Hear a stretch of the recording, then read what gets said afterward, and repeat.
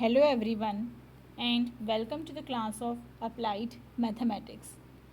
I am Neha Agrawal and I am a faculty at the Department of Mathematics from NIT Polytechnic, Nagpur. Topic of our today's lecture is examples based on method of substitution. So let's see the vision of the college. Excellence in technical education to empower youth. अब हम देखते हैं mission of the college. Impart quality technical education to prepare students with excellent technical skills. Develop competent and employable diploma engineers and responsible citizen. Strengthen industry institute interaction. अब हम देख रहे हैं course outcome. Solve the given problems of integration using suitable method and apply the concept of integration to find area and volume. So let's see what are the learning outcome. So after watching this video you will be able to know how to use method of substitution and example based on it.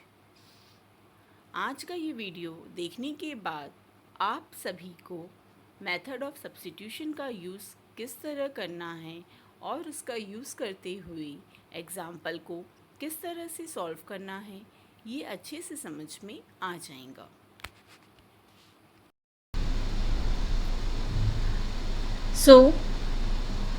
आज का हमारा example है integral e raised to the power x into in the bracket x plus 1 divided by cos square x into e raised to the power x.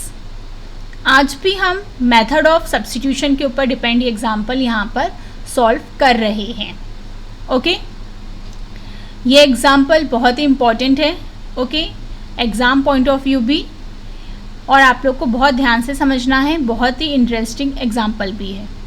अब देखिए यहाँ पर आप लोग को एक्सपोनेंशियल टर्म भी दिखाई दे रहा है और ट्रिग्नोमेट्रिक टर्म भी दिखाई दे रहा है. थोड़ा सा कैसा हो गया, कॉम्प्लेक्स फॉर्म में हो गया हमारा इंटीग्रेशन. तो कुछ भी यहाँ पर आप लोग को ट्रिग्नोमेट्रिक का जो फॉर्मूले हैं या फिर सिंपल जनरल फॉर्मूले हैं उनमें से कुछ भी यहाँ पर ऐसा लग रहा है कि उनका यूज़ करते हुए हम इसे सॉल्व कर सकते हैं, नहीं कर सकते.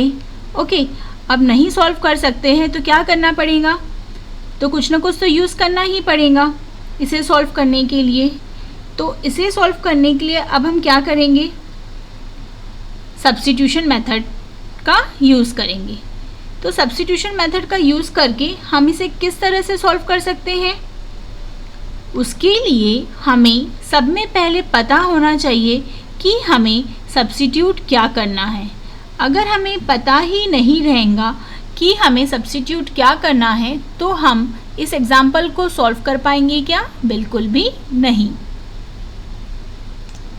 तो चलिए इसका सलूशन देखते हैं. So I equal to integral e raised to the power x plus 1 divided by cos square x into e raised to the power x into dx. Okay, तो इस एग्जाम्पल को सॉल्व करने के लिए यहाँ पर क्या करना पड़ता है, यहाँ पर हम पुट करेंगे जो cos का एंगल रहेगा वो. तो cos का एंगल क्या है यहाँ पर, x into e raised to the power x equal to t. इसे हम देंगे इक्वेशन नंबर 2. पुट करने के बाद हम इसे क्या करते हैं, डिफरेंशिएट करेंगे विथ रिस्पेक्ट टू x. इसका मतलब हमने दोनों साइड में d by D X apply किया. लेफ्ट हैंड साइड का term x into e raise to the power x और राइट हैंड साइड में है t. ठीक है, अब लेफ्ट हैंड साइड में डेरिवेटिव ऑफ क्या करना है, x into e raise to the power x। दो टर्म है और दोनों कैसे हैं, मल्टीप्लिकेशन में है। और हमने डेरिवेटिव में प्रोडक्ट रूल पढ़ा है, इंटीग्रेशन में हमने अभी तक नहीं देखा है, लेकिन हमने डेरिवेटिव में अगर कोई दो टर्म मल्टीप्लिकेशन में हो तो उन्हें सॉल्व करने के लिए हमने प्रोडक्ट रूल पढ़ा है। ओके, तो हम यहाँ पर प्रोडक्ट रूल का यूज़ करते हैं। तो ये है हमारा फर्स्ट टर्म और ये है हमारा सेकेंड टर्म। तो प्रोडक्ट रूल कुछ इस तरह से हो जाएगा, first into derivative of second plus second into derivative of first. Right hand side हमारा जैसे का वैसा, x into derivative of E raise to the power x, E raise to the power x plus का sign E raise to the power x जैसे का वैसा, और derivative of x क्या है 1, equal to dt by dx। हम left hand side में से E raise to the power x को कॉमन लेते हैं, तो ब्रैकेट में क्या रहेगा x प्लस 1, और dx को भी हम लेफ्ट हैंड साइड में लेकर आते हैं। ओके, तो इक्वल टू हमें क्या मिल गया dt, जिसे हम देते हैं इक्वेशन नंबर 3। अब देखिए ये जो टर्म है वो आपको न्यूमरेटर में दिखाई देगा। न्यूमरेटर का टर्म क्या है, E raise to the power x into X plus 1 into D X है। इसकी जगह हम क्या लिख सकते हैं dt। ओके, और डिनोमिनेटर में cos square as it is, और जो ब्रैकेट में एंगल लिखा है उसकी जगह हम क्या लिख सकते हैं t। ओके, तो हम यहाँ पर फिर से पुट करेंगे equation 2 and 3 in equation 1. Okay, so I equal to integral dt upon cos square t। Okay, ध्यान से देखेंगे। अब देखिए हमारे पास ये जो टर्म लिखा है वो कुछ इस तरह का है, 1 upon cos square t into D T.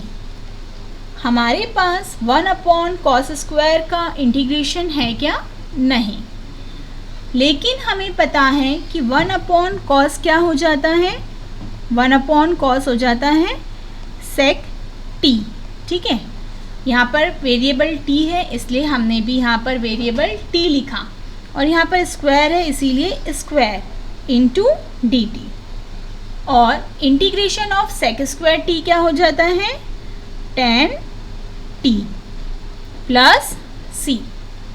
Last step में क्या करना है, अब हमें t की वैल्यू पुट करना है। tan t की वैल्यू क्या है हमारी x into e raise to the power x। Okay, plus c। तो हमें ये हमारा फाइनल आंसर मिल गया। फिर से ध्यान से देख लीजिए एक बार, जो एंगल दिया हुआ था हमने उसे पुट किया और डिफरेंशिएट किया तो हमें इक्वेशन नंबर 3 मिला। फिर 2 और 3 का यूज़ करके उन दोनों की वैल्यू हमें इक्वेशन 1 में रखना है और फिर उसका इंटीग्रेशन करना है। ओके, ये आप लोग के लिए उसी टाइप के प्रैक्टिस क्वेश्चन है। ओके, तो यहाँ पर फर्स्ट वाला बिल्कुल सेम है, सिर्फ साइन, यहाँ पर साइन दिया हुआ है, अभी हमने कॉस के लिए किया है।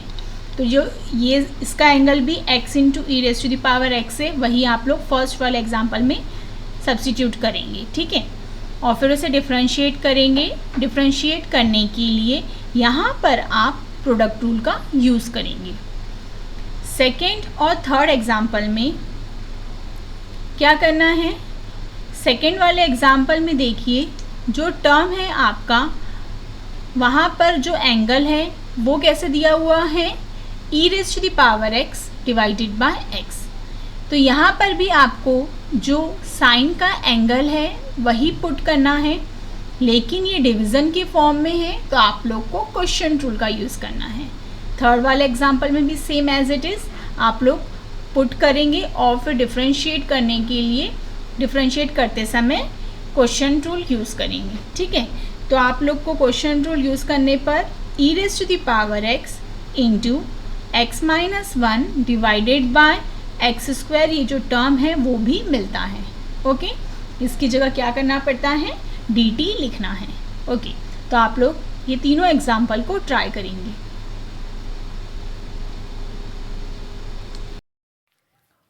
अब हम देखते हैं प्रोग्राम आउटकम कि हमारे इस कोर्स आउटकम यूनिट नंबर 2 के कोर्स आउटकम के लिए कौन कौन से PO यहाँ पर सेटिस्फाइड होते हैं। तो इसके लिए हमारा PO1 बेसिक डिसिप्लिन नॉलेज और PO7 लाइफ लॉन्ग लर्निंग ये सेटिस्फाइड होता है। Our upcoming topic is integral of the form. So keep learning, happy learning. Thank you.